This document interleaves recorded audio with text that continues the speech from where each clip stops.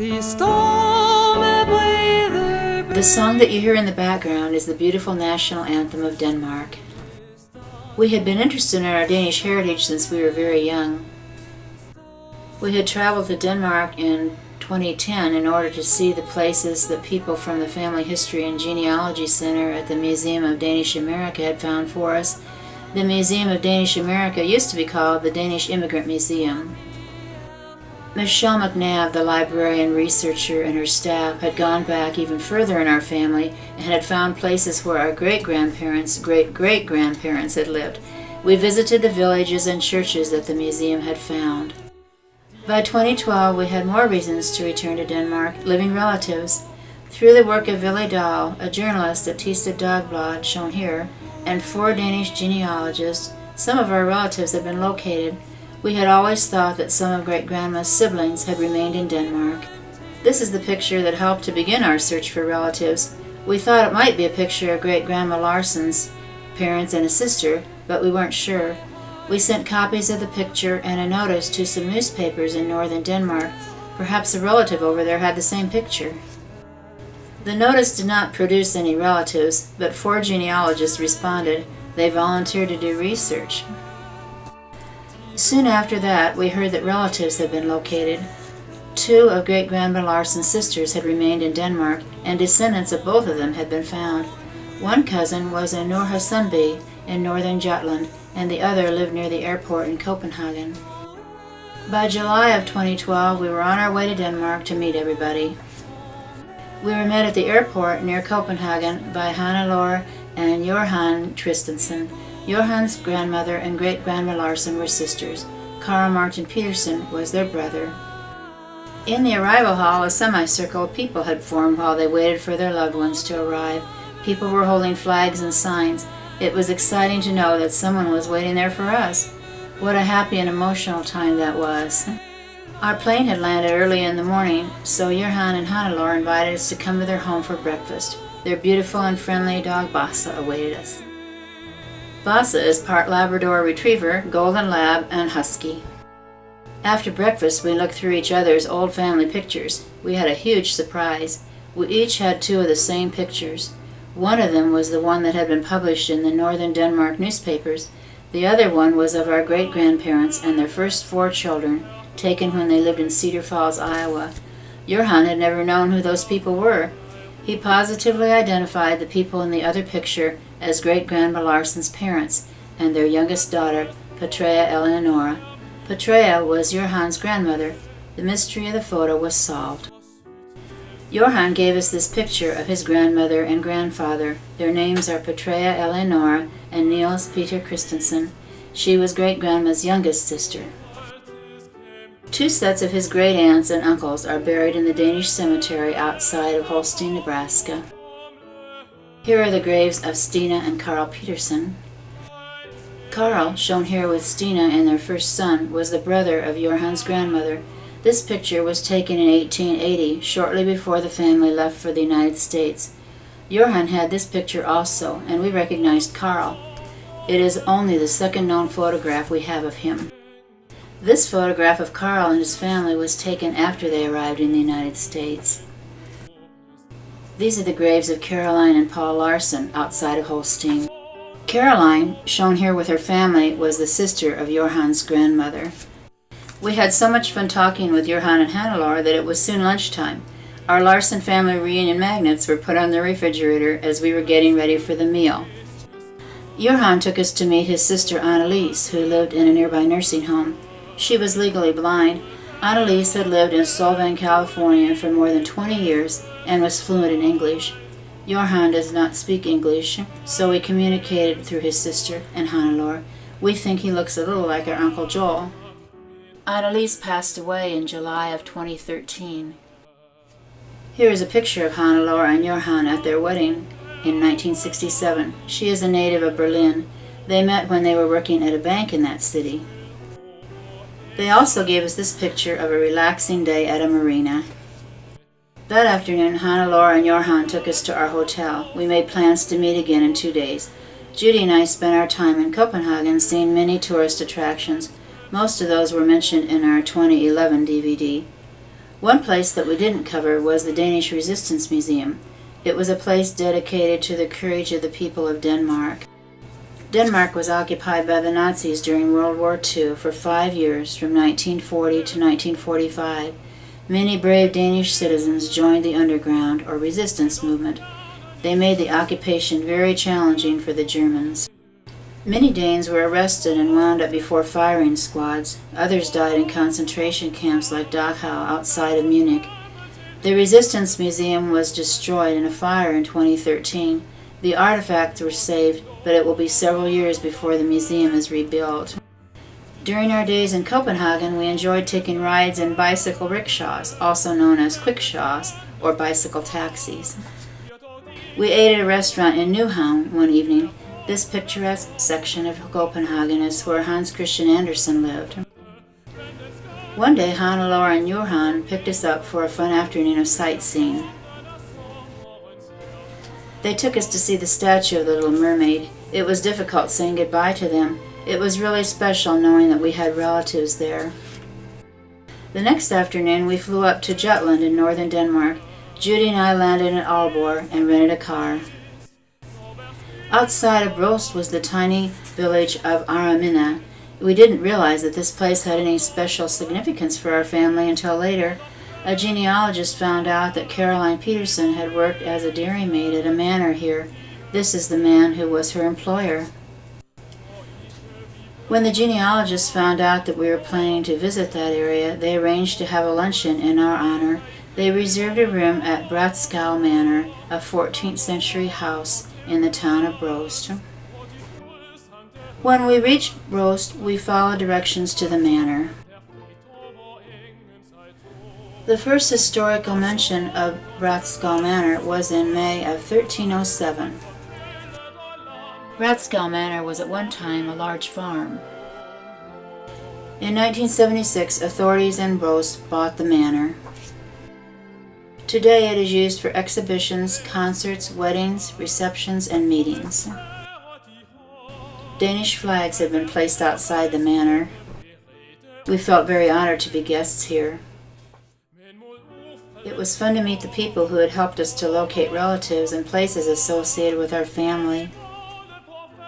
Janne Kvist and Beate Jorgensen spent a lot of time tracking the movements of our relatives from the 1800s to the present. Bente Christensen helped to organize the luncheon and to locate the place where the Peterson family had lived. Bente's good friend Inger prepared the food that we had that day. Erling Jensen did research on the life of the Peterson family in the village of Klim. He located the road where our family lived during their time in that village. Everybody had a good time visiting with each other. Some of them belong to a Danish genealogy union and enjoy working out of their homes, helping people to discover their family history. Several of the genealogists hadn't ever met each other before. They all lived in northern Denmark, but in different areas. After eating open-faced sandwiches and desserts, we passed out gifts to everyone as a thank you for their help. After the luncheon, Bente Christensen gave us a tour of Bråst and took us to Great-Grandma's house. This was the dyer's house where Great-Grandma's and Carl Peterson's father had dyed fabric. Carl was also a dyer. Bente had interviewed a 95-year-old woman who helped identify that building as the place where dyers had lived. It looks large enough for a family as well as having room for a business.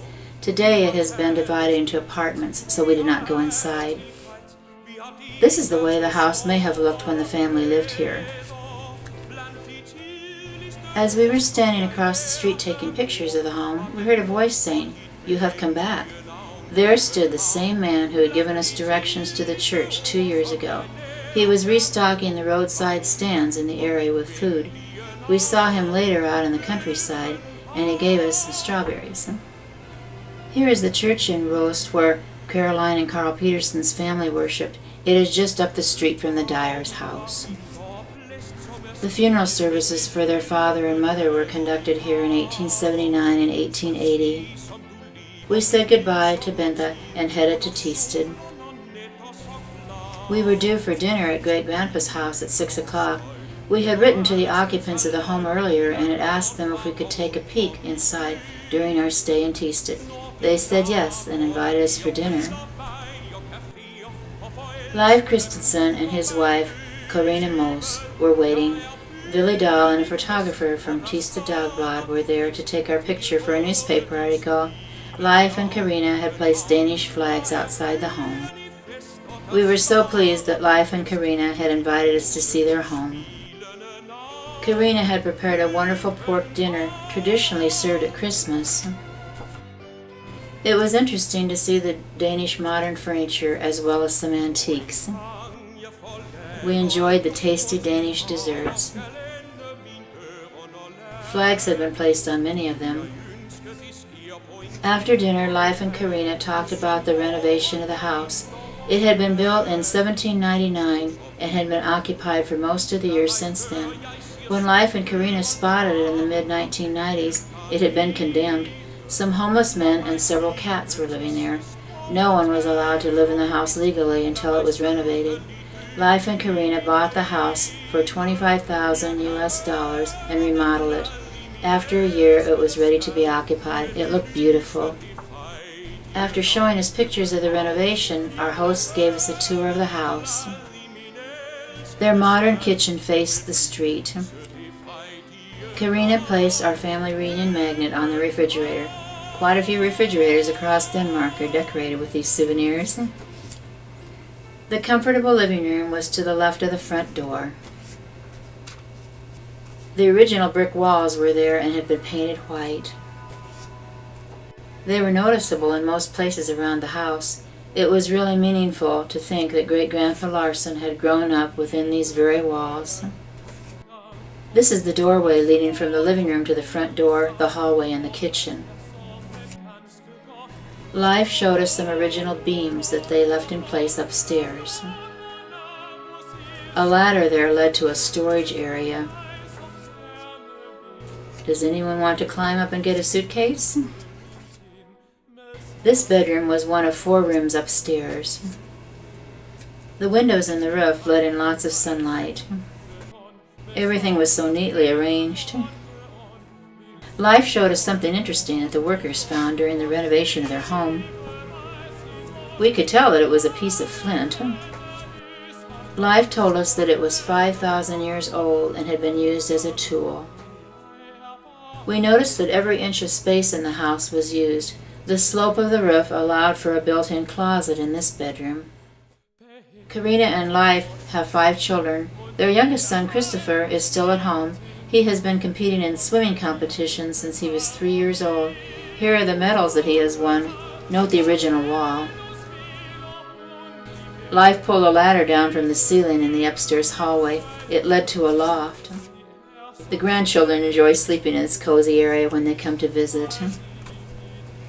This is a view of the steep stairway. The front door is at the bottom. The spindles on the stairway were beautiful. The cellar was accessible from the backyard and had lots of storage space. The ceiling was low and we had to bend over while we looked around.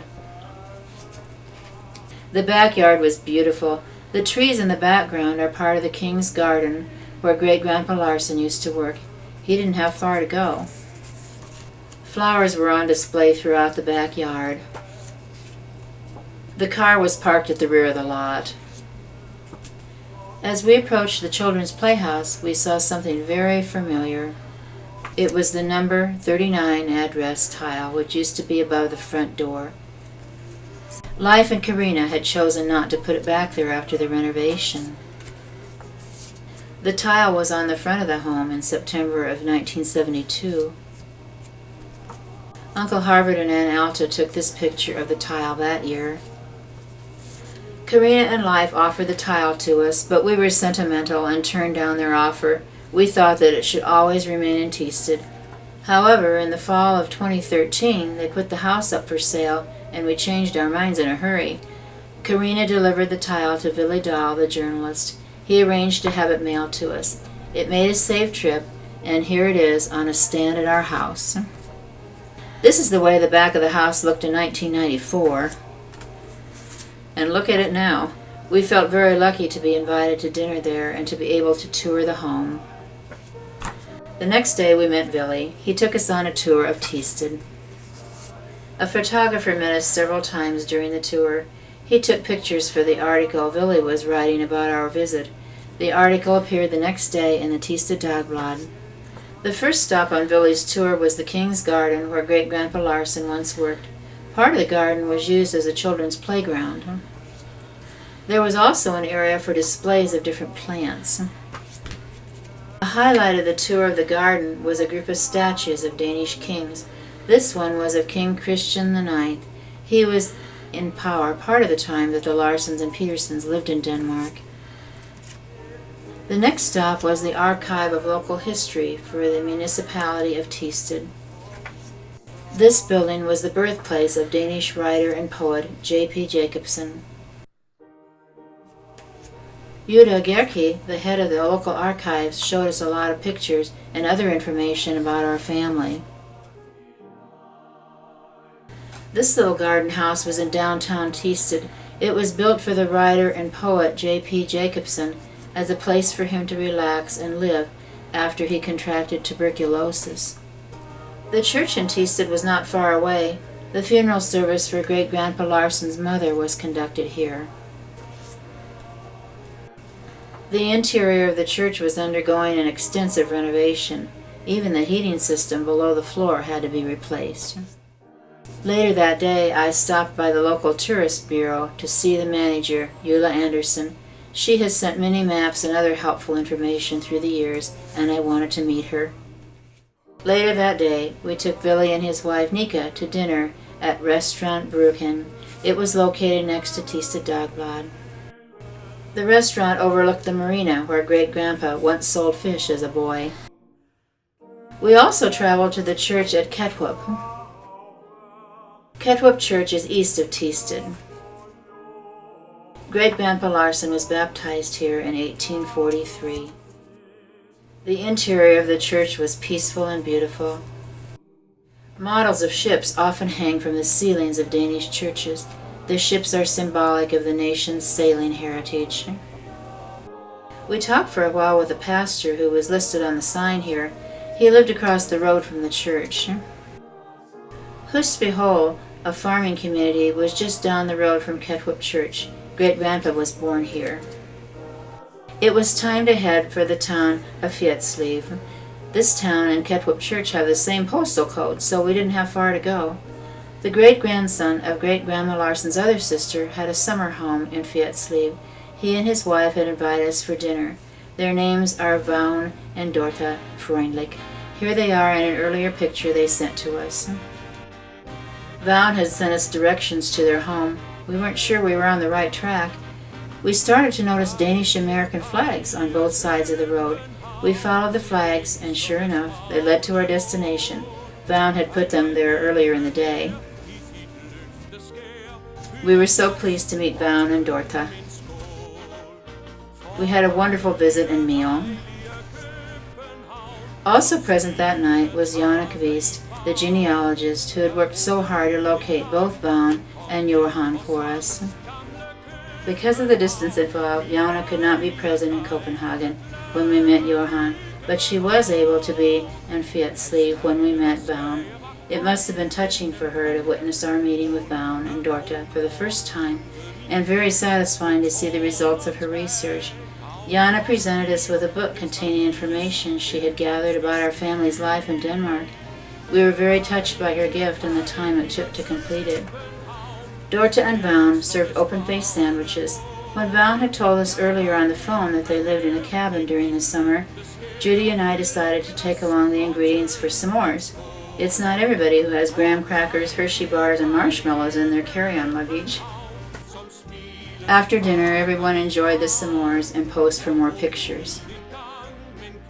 Vagn also had several old family pictures to show us.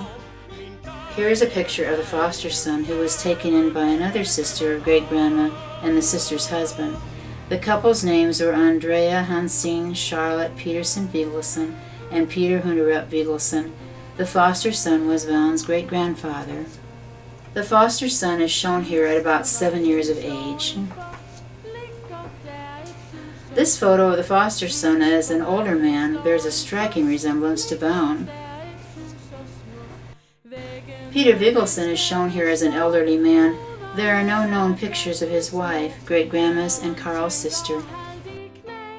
Bown sent this family photo at Christmas time in 2012. He and Dorta have 3 children and 6 grandchildren. Dorta's brother, his wife, and adopted daughter were visiting from Kenya. The Museum of Danish America has a slogan which says, "Across oceans, across time." This certainly applies to our family. For over 140 years, family members on both sides of the ocean had passed down the same pictures through the generations. We are so thankful that the different branches of the family reconnected after such a long time. We are grateful for the help we have had, the people we have met, and the places we have been privileged to visit. På de søde pusselanker. Katten står og krummer ryg, men forstyrrer sig en myg. Katten står og krummer ryg, men forstyrrer sig en myg. Barsk han den med poten slår, og igen som Hoffmann står. Moder klapper barnets kind, se hvor sødt det søgn. Drømmer om de engle smukke i sin